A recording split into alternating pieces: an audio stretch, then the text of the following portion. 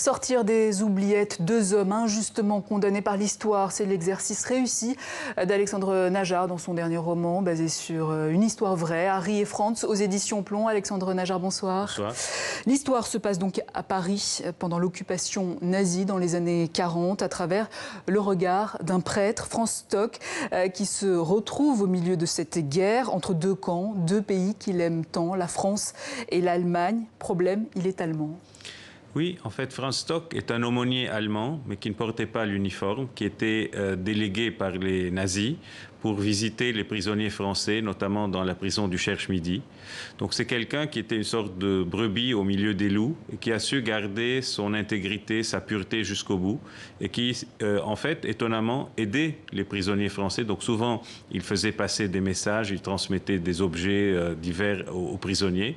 Et il aidait cette résistance française aussi qui se mettait en place, et puis, peu importe la religion, juifs, chrétiens, communistes, athées. Oui, tout à fait. Il les accompagnait. Il accompagnait les prisonniers non seulement en prison, mais même quand ils étaient condamnés à mort, jusqu'au Mont Valérien, où ils étaient fusillés. Donc, juste avant, il était là. Et puis, il accompagnait même les dépouilles jusqu'au cimetière pour noter l'emplacement et pouvoir transmettre aux parents des victimes pour qu'ils puissent ensuite venir se recueillir sur les tombes de leurs enfants. Donc, c'était un prêtre exceptionnel, à tel point que l'Église allemande aujourd'hui, l'Église catholique allemande, souhaite qu'il devienne un saint. Je pense que ce ne serait que justice, parce que c'était un être extraordinaire.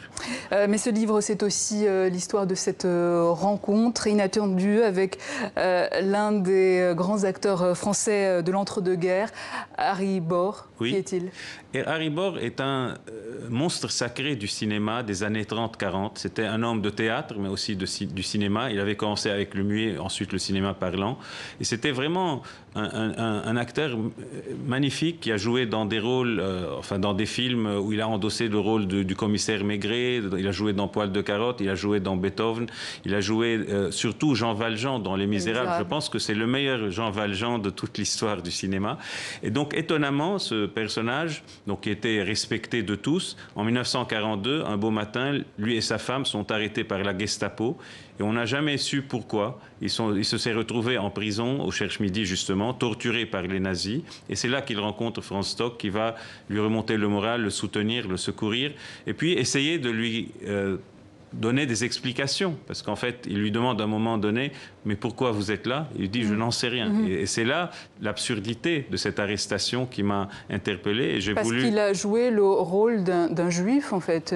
En fait, c'est que... et la rumeur a été la rumeur est venue que Harry Bohr était juif alors qu'il ne l'était pas.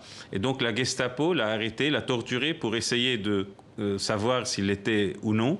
Et en fait, dans mon livre, j'explique que ce n'était pas fortuit, que cette arrestation de la Gestapo n'était pas fortuite, mais qu'il y avait quelqu'un derrière tout cela. C'était un véritable complot qui s'est tramé contre lui.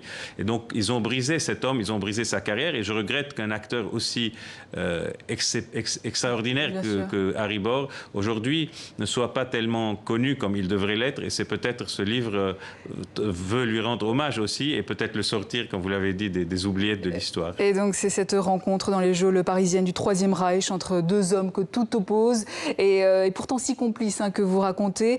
Un hymne à la paix qui pourrait se rapporter à cette époque d'aujourd'hui. Oui, je crois que c'est un hymne à la paix, surtout un hymne à la fraternité. Quand on voit un Allemand, donc l'aumônier Franz Stock, et Harry Bohr, un Français, donc se retrouver comme cela et dans l'adversité, être complice, que cet Allemand veuille le sortir de prison, veuille le secourir, le soutenir comme il a fait avec bien d'autres aussi.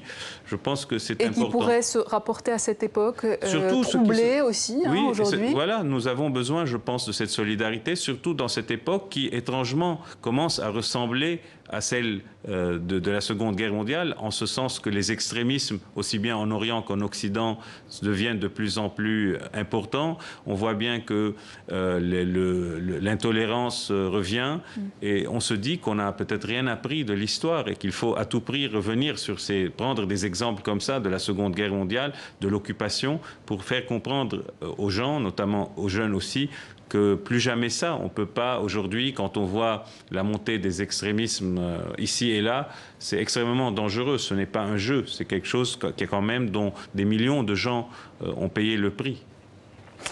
Harry et Franz, donc aux éditions Plomb. Merci Alexandre Najjar. Je rappelle que vous êtes auteur d'une trentaine de livres également. Vous dirigez aussi l'Orient littéraire et vous êtes avocat. Voilà, merci.